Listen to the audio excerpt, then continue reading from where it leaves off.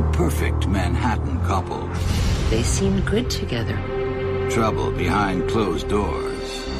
This man had deep emotional problems. He had tremendous rage, and she was incredibly unhappy. An unsolvable mystery. There's no fingerprints, no forensic evidence. There's no body. He'll never get a conviction. It's an unwinnable case. A family determined. We knew who did it, and we couldn't get him. Okay, so this is going to be the first podcast episode that I just want to apologize in advance to all the listeners because we just had a bunch of tacos, beans, rice. We might be in a carb fog, and I'm not sure what's going to be said or what's going to happen. So we'll start with our introductions as usual. I'm Elena. I'm Mom. And I forgot to get your thing up again. Do you want to introduce yourself? I will. Hang on one second. Hang on one second. Let's see here. What Mom. thing? The sayings, of course. Oh, Lord. The momisms. The momisms. Mom knows that if she sees a crime in an Apple store, she's an eyewitness. I got to tell you, you've had some good ones lately in the last 3 podcasts. Thank you. And my name is Sherry. And this I'm going to write that one down. Outline of a Murder. So this is our 5th recording. Today. And yes. And so we've had. Really? Yeah. Yeah. Wow. That's why when you said you could do another one, I'm all, okay. Let's do this, Absolutely. But our bartender here, would you please describe the... Every podcast we have a drink. Yeah. So this is a limoncello champagne cocktail. Oh. Pure alcohol. And I like... With champagne. I like... It keeps moving, Sherry. Yes, it does. I like cocktails. Let's see.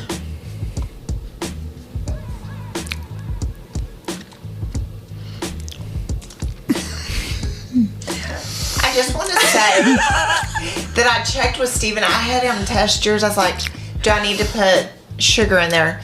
Oh, no, that's good. Limoncello is always, no matter how you dress it up, it's very strong. Yes. I taste no champagne. No. Let me I bet I would enjoy it. Because I've had, I love the Manhattan, and it was stout, like it got you, by the throat. But this Limoncello is, yeah. Let me try again. Okay, if you're brave, I will be. Oh. Wow. Does it need more champagne? You can actually feel the stuff come out of your mouth. I just want to say I'd be an excellent bartender because, I really enjoy those types of drinks. Do you want this one? Okay, so it actually does not taste bad. It's just really, really stout. So because of that, I'm going to give it a 3.5.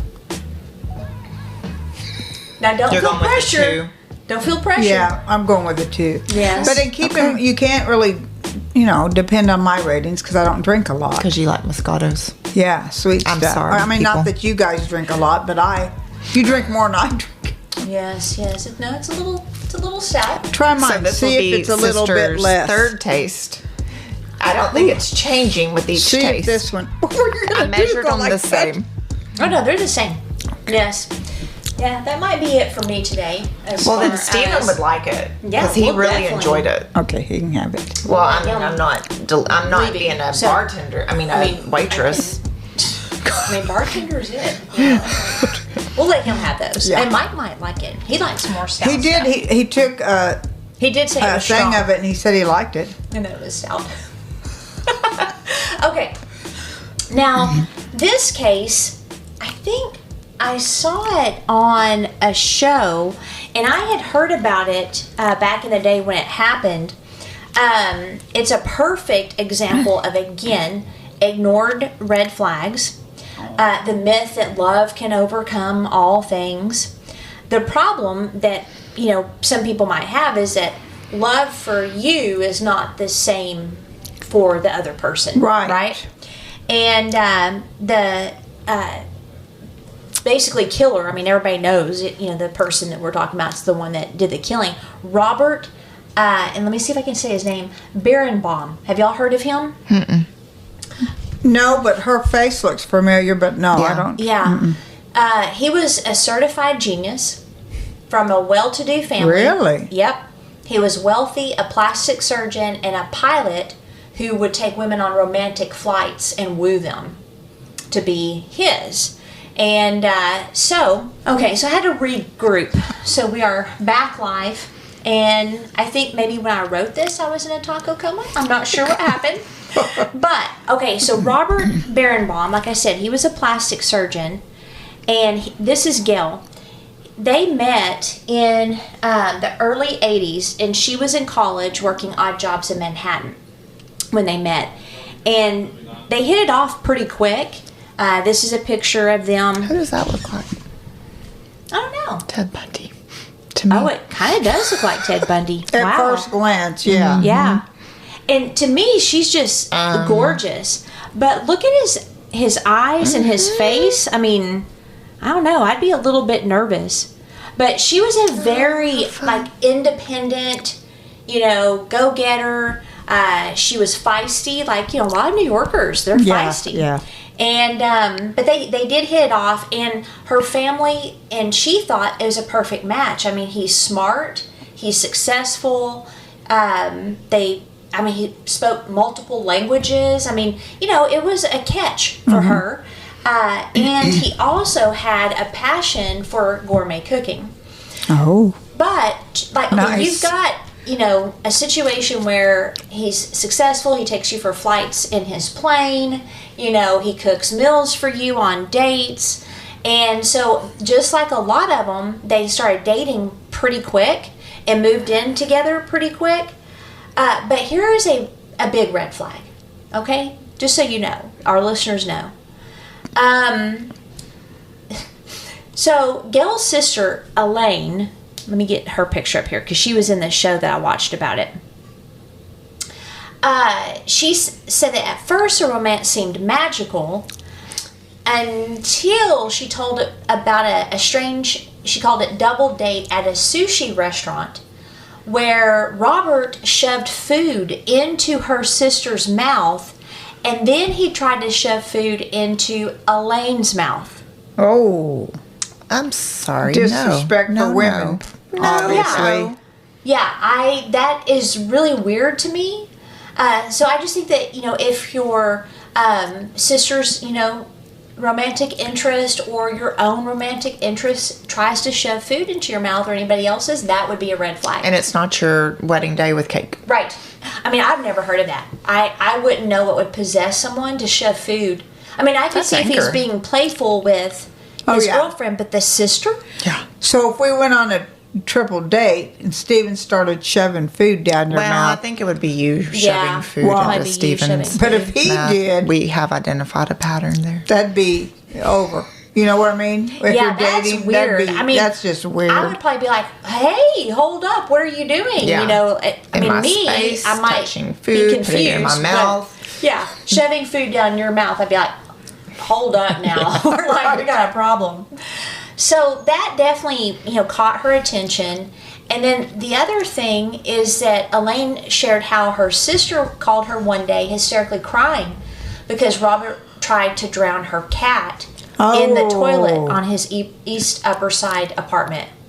That'd be goodbye. Yeah. So isn't that like a sign of a serial killer? It can. Cruelty to animals. That's one of the patterns is cruelty to animals. In a toilet. Yeah. So tried to drown her cat. Should have walked out right away. She should have. And Elaine tried to get her to leave him. I mean, she was like, wouldn't. Something's wrong with this guy. It's not normal to try to kill your cat. It's not normal to shove food down your throat. And she said, no, Elaine, we're going to get rid of the cat, and then everything's going to be fine because he's going to believe that I love him. Wow. What does that have to do with the She loves the cat more, he probably thinks. Well, so I think, what it was is he was jealous of the cat. A cat. Yeah. And she chose him over a cat. Yeah. Animal. Okay. Well, and to me, if you have someone that's jealous of your pet, that's a huge red flag. Right. Like an animal. I mean, what are they going to do if you ever have kids? Mm-hmm. Uh-huh. But in spite of him trying to kill her cat, they went ahead and married. Wow. So we've got the food situation, we've got the cat situation. There was probably more too, she just didn't say. Yeah. Plus, this was the early 80s. I don't know if abuse was yet, like if people were as educated as they are now. And vocal. Yeah. They weren't. Yeah. Because there was a generation women. where you beating your wife was considered a normal thing. That's Yeah. what you were supposed to do, or have a heavy hand with her. And so I don't know, like the dynamic there, she may not have even recognized at all the danger that she was in. Yeah. And the reason it seemed so disjointed at first, I couldn't find a lot about their early years at all. Because I'm trying to figure out what on earth was I thinking. So there wasn't a lot of information about that. But I do feel on top of, abuse not being as discussed, was also that romantic idea that love conquers all, love will change him, things like that. Because I remember that when I was a kid, that mentality. I do too. I had a family member, like a step grandmother, that was beaten by her husband, and everybody was like, "Why haven't you left?" Well, because you don't do that. They were from that generation where you don't do that. And later their marriage was good, and before he passed away, but it was still just kind of, what are you doing with this person? She also told her sister, "I'm smart, I'm loving, my love will cure, this is going to work out." A lot of women think that way. Yep. They can fix them. Yep. So over time, Gail's friends and family noticed that the marriage was growing toxic. Robert was very controlling, and Gail confided in a neighbor that she did not feel comfortable at home. Her last name was Katz, by the way. She owned a cat.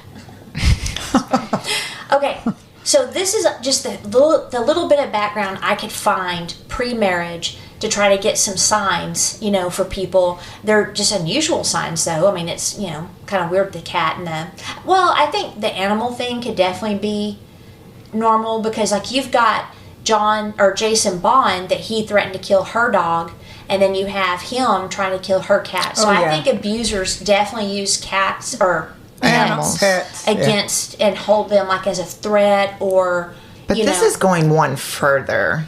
This is like literally trying to kill a pet. Yeah. Your pet. Yeah, he definitely went further than most. Jealousy over a cat.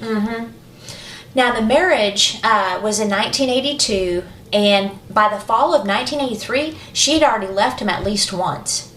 They reconciled, but by the summer of 84, Gail had an affair with an investment banker.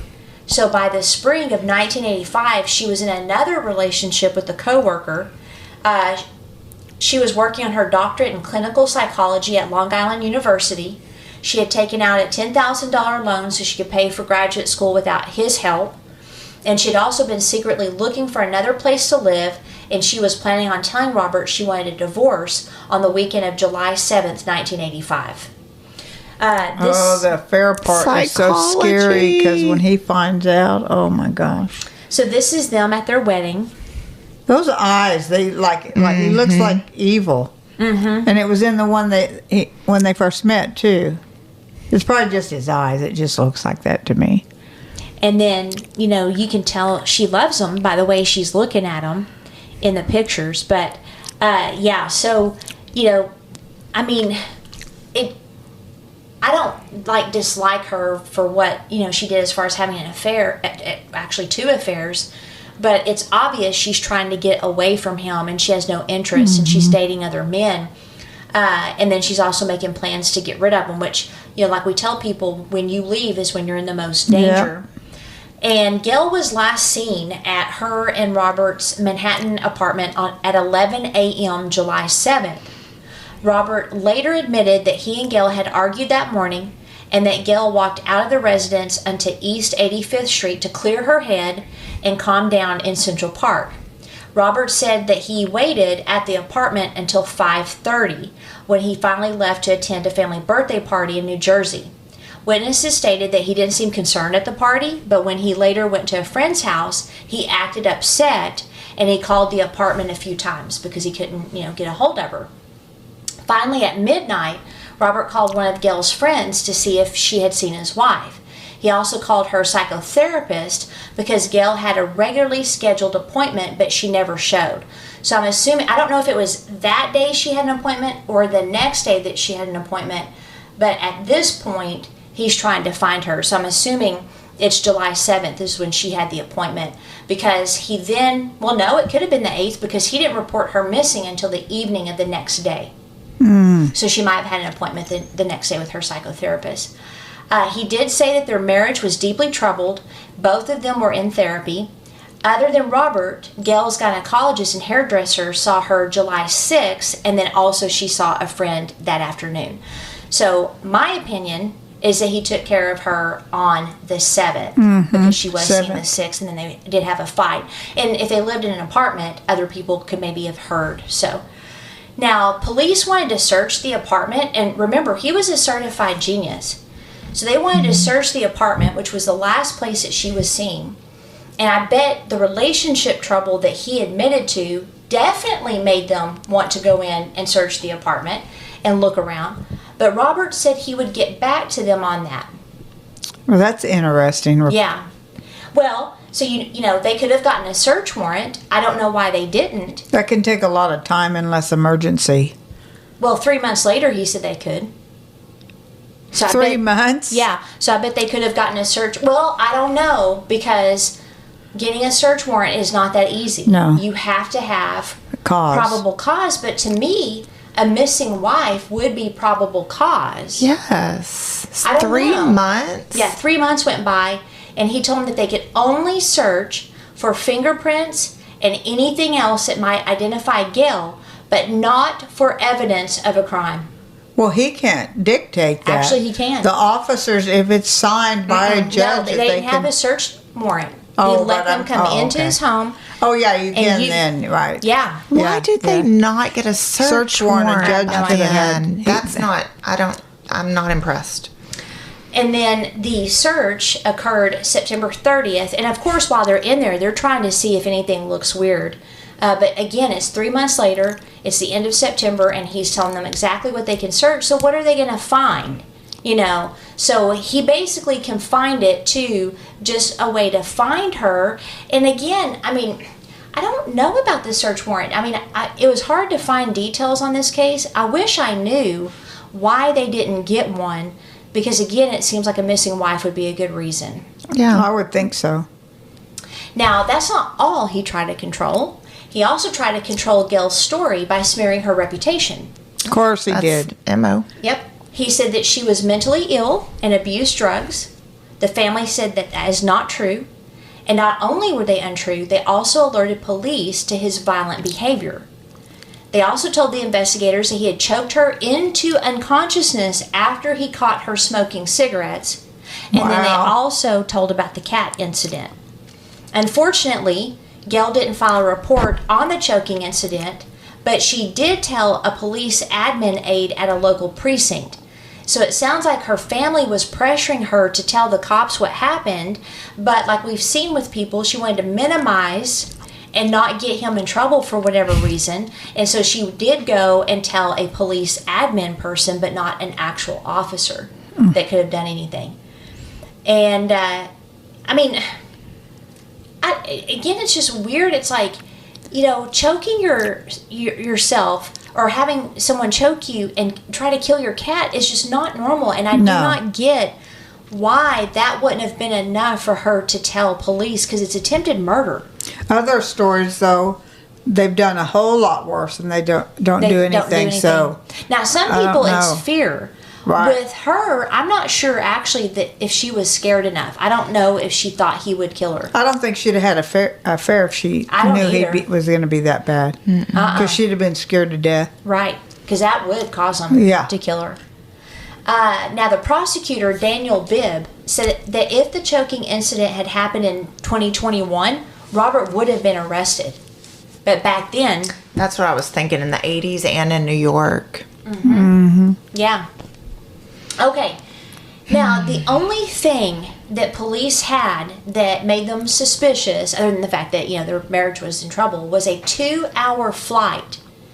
in a rented 4-passenger Cessna 172 Skyhawk from Essex County, New Jersey, over the Atlantic Ocean the day Gale disappeared. They also discovered that he attempted to falsify his flight logs by changing the day of the flight. That's all they had. They didn't have a body, and back then it was rare that they would prosecute a case without a body. True. Now they will build a good case on circumstantial, but back then they wouldn't take the chance. Sort of obvious what we think. I mean, that I think what he did to her. Oh, yeah. Yeah. So no body, no evidence of a crime in the apartment, nothing. And it also appears that Gale had convinced him to visit a therapist who, get this, who ended up writing her a letter telling her to get out of the marriage immediately, and he was concerned that Robert would kill her. Now, this therapist, I've seen him on several true crime shows, and he was talking about it, and he said he's never done that since, and he had never done it before. That he felt it was a matter of time. So there was way more than that he had done. Yeah, well, we know or about. he saw something that scared him, or heard something that scared him that he was going to go after her. I don't know if maybe Robert let his guard down because it's his therapist and they're not allowed to share their sessions, or if the anger and the rage was so prominent on his face that, or maybe the way he talked about Gale. I don't know. All I know is his therapist said you need to get away. Oh, his therapist. Oh, okay. his told her. Yeah.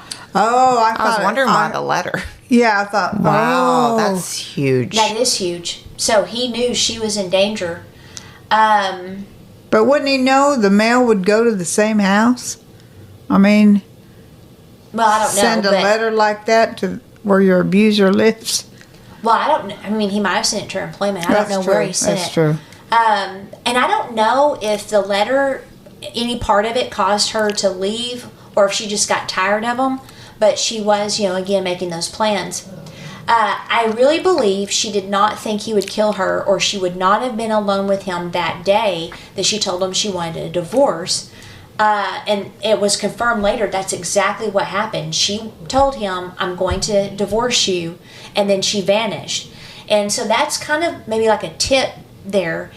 If you have red flags of any type of violence whatsoever, any type of exertion, dominance, control, or someone trying to kill your pet, you probably don't want to then have a private conversation in your apartment to tell them you're leaving. Yeah. You want to do that in a public place, or have a friend or a group of friends with you at the time. I mean, I don't care if it's awkward. Find somebody to be there with you. And if she would have done that, she probably wouldn't be dead. But again, she may not have thought it would have gone that far. I don't think she did. Or she probably but I just would want have. to, listeners, please, because you see that over and over. Yeah. Like the case I watched the other day of that Katrina lady, where she was beaten regularly by that Rikers Island, correctional officer, and she goes to his house alone. Well, she had her daughter, but no one that could actually help her. Bring a sheriff. Get a police officer. Well, she actually couldn't because he was considered police and they wouldn't help her. Dusty and I were in a situation where we had to assist just like that. And oh my word, it was so awkward for us, but so happy that we were there. And just in case. Don't feel that you're Scary. imposing on people, because I can guarantee you that the pain they feel if anything ever happens to you will be much greater than any embarrassment. Any awkwardness. I mean, it's worth asking people to help you. A friend later told investigators that Gale had shared that Robert told her he would kill her if she ever left him. Wow. So again, I don't know if she didn't believe him or what, but he definitely had threatened her repeatedly. Now 15 years go by. 15? So, yep. He moved to Las Vegas in 1989. He set up a plastic surgery practice there. Elaine believes he moved because of her, the sister, because she launched a campaign against him by writing letters to his neighbors and to the hospitals where he worked, telling them about Gale's disappearance. Wow. I like her. I do too. That's so dangerous, though. Hey. I mean. And once he got to Las Vegas, he met this lady. Her name is, Dr. Stephanie Youngblood. and she was a chiropractor. She later said that their first year was perfect. They attended black tie medical events, took lots of ski trips like Argentina in August, and of course flights, his romantic flights. Robert and Stephanie also joined an organization that flew doctors and nurses in and out of Mexico to treat children there. So I think that's what that is, because she was a chiropractor, not a medical doctor. But I think that's where they were at in that picture. They seemed compatible. They had common interests. Look at the door. A heart for helping others. And he did admit to Stephanie that he had been married before and his wife had disappeared. She said that the way he told the story was believable, that he didn't want it to all get out, and asked her to keep it under wraps. So this is her, and then later she was in that show. This is her. She started seeing signs, and she aged really pretty. Yeah, like, she's to me, she got beautiful. prettier as she aged. Yeah. Now, the cracks started to appear for her as well with two incidents. The first one was when Robert exploded with rage at her in front of other people. Wow. Again. Over what, I wonder? Something. I don't know. Like I said, Wow. it was hard to get information. The second incident happened when she insisted he see a therapist who recommended that she end the relationship with him because her life could be in danger. Oh. So she did. Now, guys, for that's her. crazy. So you Second have one, the two of second them. therapist in a totally different town, totally different state, contacting the romantic interest, saying, get away from this man. I don't know what he was telling these therapists, but he was freaking them out to where they would borderline violate their oath to protect somebody. So I would love to know what he said. You know what I mean? Because he said something. Okay, now she got away from him, and to me, she's strong because Very she could strong. have, And I'm not saying that Gail's not strong, No, but she just listened to wisdom, and I Right. think because she did, her life has been preserved. we don't hear a lot that after one comment to get away that they actually do it. And that's what we're trying to encourage yeah, people. Stay and stay. Don't dismiss warnings. Right. Don't dismiss those. So I believe she saved her own life by that decision. In the same year, 1989, a torso. Can we let her in? Okay. No? Okay, You fine. can let her in. Oh. Okay. Well, anyway, a torso washed up on Staten Island. Oh. They didn't have DNA testing at the time. So How many years you said? Well, it's 1989, and she went missing in, 85, I think? So 4 years later. So while he's building his new life in Las Vegas, the torso washes up on Staten Island. They didn't have DNA testing, so what they did, and I've never heard of this, they tried to confirm it was Gail using x-rays of the chest For what, though? to identify the body if it was Gail, because it was a torso. There was no Did head. she have I know, but how surgery or would you something know? before? I don't Yeah. know. Huh. I don't know. Because you'd have to, some surgery. Yeah, I wonder if there know. was a surgery that she had that would have them I don't know. x-ray them. But she did. There were old X-rays of Gail that they compared the X-rays of this torso to, Oh. and they determined that it was Gail. And so her sister was, thank goodness, and they had a body to bury, and they have some closure. Is Right. what was said. Okay, now after Stephanie left Robert, he started dating again this lady. Oh, they look like they could be siblings. Oh, they do. And he ended up marrying her. She's a Las Vegas gynecologist named Janet Shalott. They moved to Minot, Yeah, North Dakota. Yeah, we have a community there. Okay. And they had a baby girl. He and Janet, with their little girl, seemed very successful, a well-liked young family. No one knew of his past. Eventually, his wife accepted a new job in Grand Forks, so he practiced in both cities, flying back and forth. Also, Robert was a local hero because he saved a little boy's life. The little boy got bit by a tiger, and because he was there at the state fair, he was able to save his life, and then they got him in surgery. Who does that sound like? Ted Bundy. Uh-huh. Yeah. Yeah. Wow. And then his nanny even said he was a great, because they obviously, busy doctors had a nanny.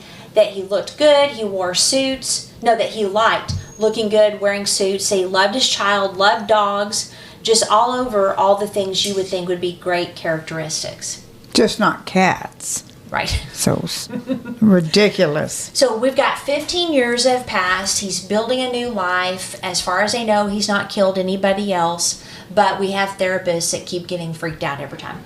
Wow. Meanwhile, Detective Andy Rosenwig, one of the original investigators, was close to retirement.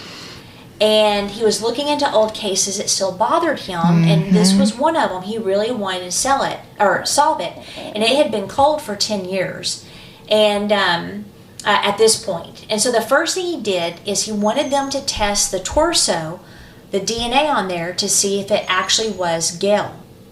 Oh, because they had a forensic,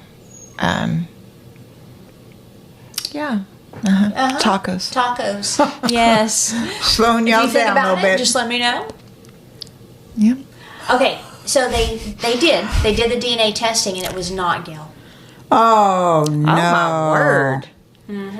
Oh, so they wasn't. buried someone else. They buried someone else. Elaine said that little shred of closure that I had has now been ripped away. Yeah. She said, I looked at Dan Bibb and at Steve, the assistant DA, and said, now you better get a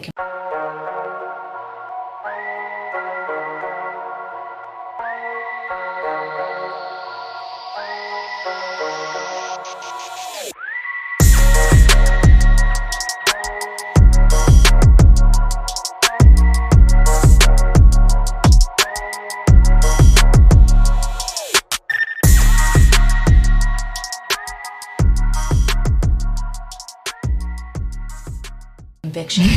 Like, she's mad. You know what I mean? You better solve my sister's case. You better take it to court, and you better get a conviction, because she knew that he had killed her sister, and she was devastated to know that she did not have her sister back. So they decided to go and re-interview everyone at this point. They flew to North Dakota to speak to Robert. They flew to Vegas to speak to Stephanie, Dr. Youngblood. Stephanie told them of a time of how Robert had gotten a phone call from the Port Authority police in New York City saying they thought Gail had been found. So that was when they were early dating and the torso showed up. He told Stephanie, I doubt it's Gail. Oh, Yeah. Okay, he knew. wow. They also spoke with former girlfriends, which probably didn't take them long. No. He was, dating like 3 weeks after Gail went missing, but they used what Robert Hatton told them as evidence. He hadn't told them that he had taken the plane out for a 2-hour flight the day Gail disappeared, and he tried to doctor the flights. So they took all the circumstantial evidence before a grand jury, and he was indicted for second-degree murder.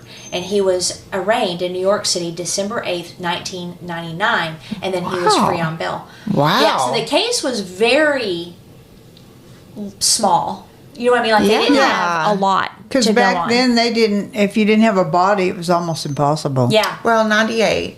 I think things were changing a bit by then. They were. It was probably still unusual. Absolutely. Yeah. And they knew it was going to be a tough case, the prosecutors. They knew. And they had no forensics, no eyewitnesses, no nothing. And one of the biggest challenges was to show what they believed happened, which is this. They believed that Robert probably strangled Gail in the apartment, took her body up on the plane, and dumped her out over the ocean. What they had to prove is, can you fly a plane and dump a body at the same time? So if they could prove that, then they thought they might have a good chance of convicting him. So not only did they know it could be done, they actually filmed themselves doing it. Right. Obviously, not a real Because body. you can put it on pilot. It's just the pressure of opening the door. Oh, you're a pilot as well. No, but I've as seen well that as your on doctorate TV. degree. Yes. Yeah. Right? I mean, I've seen that on TV on some shows. And they do have the video on But in the 80s. the show. Well, this is Oh. Yeah, they had autopilot back then, a little Cessna, but I think he probably would have had to move quick, Yeah. And I saw the video of them testing it that they showed in court on the show about this case. And it was, they just set it on autopilot and went over there and just got, they had like not a cadaver, but like a mannequin that was the Heavy. same, Yeah. weight and, all, and Density. size. and threw the mannequin out, and it worked. Yeah. Wow. And they went back over there, and in fact, the judge later said it was extremely effective demonstration. Oh, I would imagine. Extremely. Now, I thought I had the plane, but I don't. So our listeners can definitely look up. Look how angry the he little looks. Cessna. Well, and one thing I noticed about him is it's like he always had contempt on his mouth. Yep. In almost every picture, it's, and contempt, like we said in the previous episode, that it's hidden hostility. And so yeah, he just looks like a typical poop bird. Okay, the trial opened October 2nd, 2000, and the press was really curious how the prosecutor was going to solve the problem of the missing body. This isn't referred to Gail's body. It's actually a legal term, what the law calls corpus delicti. That's a test which refers to the fact that you have to have a body of a crime. You have to have enough parts of evidence that you think actually will create a crime. Otherwise, you don't have a case because you don't have enough circumstantial evidence. Right. You don't have enough evidence at all. So the press was really wondering, how was the prosecutor going to prove that a crime actually occurred? Right. And then, now, again, like we've discussed, since then, but even back then, like you were saying in the 90s, there's been several people that have been convicted based on the body of a crime, not the actual body of the victim. Oh, yeah, yeah. So it's definitely been This done. is very far-fetched. Yeah, it is. I mean, they literally just have him doctoring the records Yeah. in a flight. That's it. Okay. They proved that there had been no sign of Gail's existence since she disappeared, using testimony from friends and family, as well as absolutely no activity on her bank, on her credit cards, or Social Security. They also included the fact as evidence that she was going to tell Robert that she was leaving him for another man. They said that, now, and here's the thing, if he was jealous of her cat, I can't imagine the rage he flew into when she told him. They said that Robert strangled her, then spent hours dismembering her body before stuffing it in a duffel bag. He then put her body in his father's Cadillac trunk, drove to Essex County, and disposed of her body from the plane. They showed that he had lied repeatedly and had given conflicting accounts of her disappearance. He even said that Gail's psychotherapist said she was suicidal. And she testified that she never reported such a thing. So they're using lies as evidence too, which I thought was interesting. In fact, she said that Gail had gone apartment hunting and bought birth control devices just before she vanished, which didn't indicate any suicidal thoughts. No. Yeah, so they're using the lies, they're using, the circumstantial evidence. Her last days. Yeah, and the duffel bag, I'm wondering if the reason they're using that, because they can't just bring that up out of thin air. Yeah. If maybe they knew he had one at one time and then it's gone later. I don't know. Or maybe they're just thinking that's how he would get her body out, is using a duffel bag. Yeah, that's interesting. Yeah, because they had to get it out somehow to put it on the plane. Plus, he lives in an apartment, so obviously you can't drag the body to the elevator and go all the way down, Yeah. So you have to Put it in have your it in car, something, then suitcase, duffel bag. Wow. Now, the judge would not allow the prosecutors to discuss the letters that were sent to Gail and Stephanie by his doctors because of the client-doctor privilege.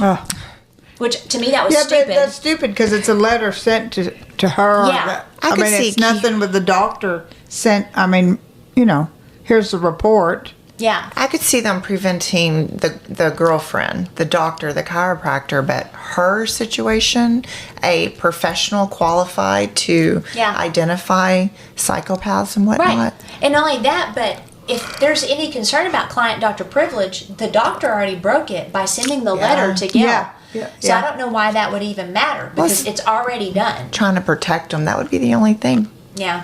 I think it's stupid. Yeah, I agree. The jury deliberated for 5.5 hours and came back with a verdict of guilty. Of course. Wow. Yeah. You would think, I mean, I have seen cases where there was like tons of evidence and they take 3 days, 5 days, 10, and you're like, guys, come on, this is not hard, In this case, with very little evidence, they convicted him quick. I'm curious Wonderful. what his demeanor was in the whole. Was he cocky? Probably. I Well, that's imagine. at the courthouse, so if that I'm wondering. picture is any Yeah. indicator. Now they also, his defense asked for 15 to life because they don't believe he'll kill anybody else and that was a crime of passion. The prosecutor asked for 20 to life. The judge decided that she agreed with Elaine's point that he had spent hours cutting his wife's body apart. Clearly shows that he's a very disturbed person and that he used his wealth, intelligence, and education to get rid of her body and that he might be a danger. So he got the longer sentence. At least the judge saw it. Yeah. Right? But he claimed he was innocent until December 2020. Oh. So tell me what you think about this, because this is the end here. This is a short one, but And wait a minute. So when was he convicted? in 2000. Yeah, so 2020. 20 years. he served 20 years. Yep, so it's 20 to life, okay? So for 20 years, he said he's innocent. Well, he can't be convicted of the same crime. So at this point, he's finally eligible for parole. He confessed at his parole hearing to the exact crime the prosecution said happened. Everything they said was exactly what he did. So he confesses to it, and he said, I wanted her to stop yelling, and I attacked her. He strangled her, he cut her body up, and he disposed of her body on the flight that he took July 7th, 1985. He said that he killed his wife because he was immature and, quote, didn't understand how to deal with his anger. So I'm hoping that the parole board saw through the fact that for 20 years he's denied killing his wife. Yep. And then the minute he's up for parole, he confesses it. I would never confess then. Well, isn't it parole. common for them to push you to Tell the truth. tell the truth, confess, and then maybe you'll get paroled? Yeah, but He's a not all the certified genius. Yeah, So- not all the details. To me, he only confessed to get parole. Yeah. Yeah, Agreed. Yeah. Uh-huh. Yeah, it wasn't any remorse. No. Well, he might have had remorse because he ruined his life, but there was no No. repentance, no sorrow for what he did. And then again, he's like, I didn't know how to control my anger at the time. It was her I just fault. wanted her to stop yelling. Now, actually, I'm not sure if he was blaming. Like, it is like he was actually blaming her. I mean, he's literally describing it. I wanted her to stop yelling, and I attacked her. It didn't seem like he was blaming her for him Provoking attacking her. That it was just like, I wanted her to stop. And so to me, he sounded like he got really angry and he strangled her to death. Yeah. But his parole was denied. Well, yeah. No. Yeah, and his next hearing was in November of 2021, but I cannot find anywhere if he was released or not. I was thinking if I would anybody never knows, I would love to know. say that to a parole board. They're not going to let you out. Well, no, you have to admit to your crime, You or they do, won't but let you you out. don't have to go in detail. Well, No, and they he want just you to go- matched what they had said. Yeah, he's Yeah. letting them know the prosecutors had it exactly correct. Crazy. I wouldn't have let him out either. Yeah, but I don't know. So if any of the listeners know, I would really like to If he know got if out in he's out. 2021. Yeah, well, yeah. And it's 'Cause nowhere to be found? No, I couldn't find it anywhere. All right, so my thoughts is, and I'm not, trying to speak ill of Gail. Everybody has, ego, and that's a big thing for me, that people recognize it. But I believe that she was naive in thinking that love was going to solve someone that tried to kill her cat. I think also it was ego because remember she told her sister that her love would cure Right. Robert. Right. What would make you think that your love would be any different from anybody else's? I know, in his past. I Right. wonder if she knew in his past that he had such odd behavior. I don't know if she knew anything about his past, but I do know that one of the things that sometimes you see in situations like this is where the one that's with the guy, and maybe vice versa, but especially females, they want to be the most important person to that individual. Right. And so, like, they will dismiss things or they will create these romanticized ideas and think, well, I can cure him. Yeah. My love is different from anybody else's. Right. And so, to me, that's like a significance issue there that is dangerous.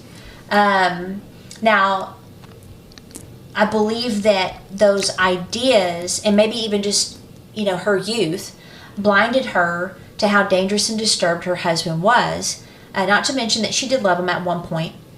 But again, the fact that his own therapist warned her, that's stunning. You she would was have to in leave school for psychology. Yeah. Like, she would know doctor-patient privilege. She would know you don't do that.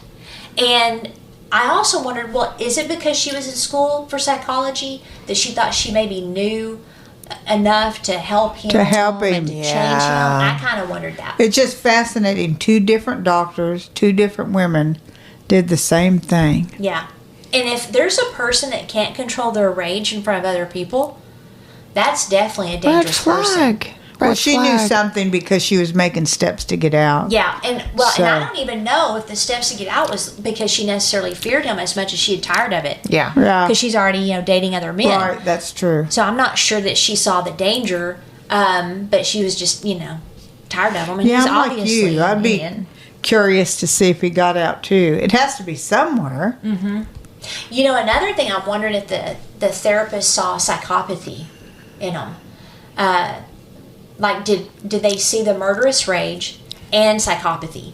Because if you see psychopathy in someone, which, by the way, like we've talked about in the past, you've got functioning psychopaths, dysfunctional psychopaths. So when most people think of psychopaths, they think of people like, Israel Keys, Ted Bundy, BTK. Yeah.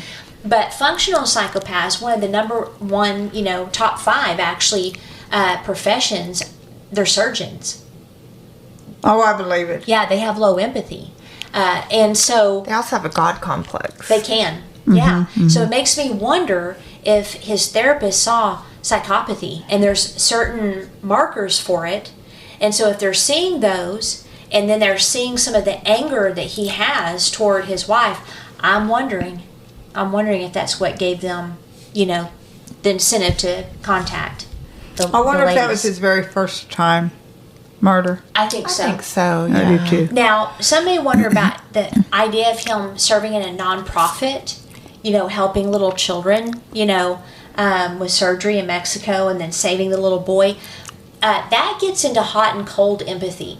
And I learned this from an audiobook called The Wisdom of Serial Killers, Priests, and something else. And it was talking about psychopathy. And one of the people that they were... the guy was, visiting about was Ted Bundy, because Ted Bundy, got that purse snatcher, saved the kid that was drowning, and later they asked him, "What, how is it? How could you save a kid, but you could kill women and torture them, and all of that?" He goes, "Well, the kid's death didn't serve any purpose." Wow. So with people like this guy. It's not necessarily empathy. It's serving a purpose. Yeah. It's feeding their ego. It's making them look good to everybody else, right? Right. So you have an image to maintain. And so I doubt that he was helping children in Mexico out of the kindness of his heart, quite frankly. Yeah, I don't think so either. So anyway, it made him look good, and those things serve his ego. Now, I'm wondering what you guys think. I don't know if he would have killed again. I think he would have already done it. You do? I think he would have done it to the chiropractor. Well, that's true. I mean, the therapist warned her. But she got out quickly. She did. So I think if he were if he were a killer, I think he would have went after her for leaving him, if that was a trigger. So I'm thinking that their fight being maybe left for another man. It's just a one-off passion thing. Yeah. Maybe so. Maybe. I mean, if Stephanie left him and there was no one else involved, it was probably not as bad as if she would have been with somebody else. She might have been in big time trouble. But if he got married again or another woman in the same situations. Oh, he did. Got married and had a child. Yeah. Oh, and nothing. I wonder if she said if he had been violent. Because he was married to her during the trial, right? She stood by him the whole time. Yeah. Really? And said that he was a great man, that they did not have any problems. And she was just devastated that all this was going on. And the last I heard, she still believed that he was innocent. I don't know if she does today, but in the research I did, she stood by him the whole time. Wow. Yeah. Nope. So you think he would have killed again? Or do you I think do, but Taco. I don't remember. we almost go in coma with tacos. I don't know if it's too much. We eat too much. Como? You mean coma? What'd I say? You said como. Yeah, were we trying go to into a sing. coma. trying to sing. Coma. Semicolon. Coma. Semicolon. Explanation point. just- I think it's time to end the podcast. Yeah, I think we're done. All right, so it's time. I hope Oh, in y'all's taco okay. como that y'all And can semicolon. remember. Okay, Be smart. Be rude. and don't be a victim. Congratulations, guys. In your como, y'all did it. And our semicolon. Did I really say?